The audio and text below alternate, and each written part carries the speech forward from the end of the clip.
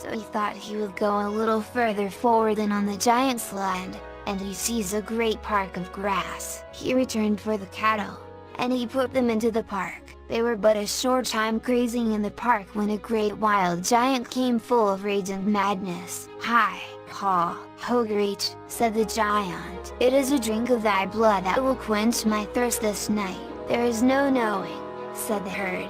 "That's easier to say than to do," and at each other went the men. There was shaking of blades. At length and at last it seemed as if the giant would get the victory over the herd. Then he called on the dog, and with one spring the black dog caught the giant by the neck, and swiftly the herd struck off his head. He went home very tired this night, but it's a wonder if the king's cattle had not milk. The whole family was delighted that they had got such a herd. Next day he betakes himself to the castle.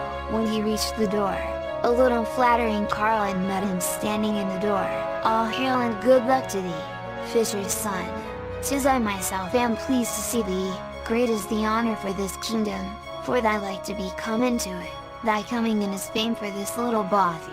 Go in first, honor to the gentles. Go on, and take breath, and before me, thou crone, I like not flattery out of doors. Go in and let's hear thy speech." And went the crone, and when her back was to him he drew his sword and whips her head off, but the sword flew out of his hand, and swift the crone gripped her head with both hands, and puts it on her neck as it was before. The dog sprung on the crone, and she struck the generous dog with the club of magic, and there he lay. But the herd struggled for a hold of the club of magic, and with one blow on the top of the head she was on earth in the twinkling of an eye. He went forward, up a little, and there was spoil, gold and silver, and each thing more precious than another, in the crone's castle. He went back to the king's house, and then there was rejoicing. He followed herding in this way for a time, but one night after he came home, instead of getting all hail and good luck from the dairymaid, all right crying and woe,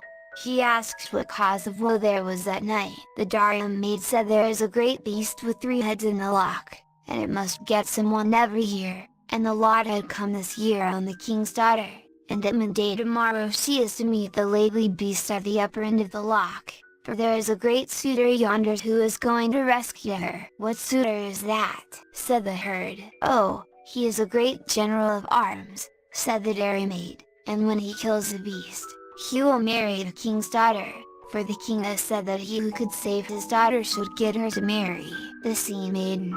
Illustration 1.png. But on the morrow, when the time grew near, the king's daughter and this hero of arms went to give a meeting to the beast, and they reached the black rock, at the upper end of the lock. They were but a short time there when the beast stirred in the midst of the lock, but when the general saw this terror of a beast with 3 heads, he took fright, and he slunk away, and he hid himself, and the king's daughter was under fear and under trembling, with no one at all to save her. Suddenly she sees a doughty handsome youth, riding a black horse, and coming where she was. He was marvelously arrayed and full armed, and his black dog moved after him. "There is gloom on your face, girl," said the youth.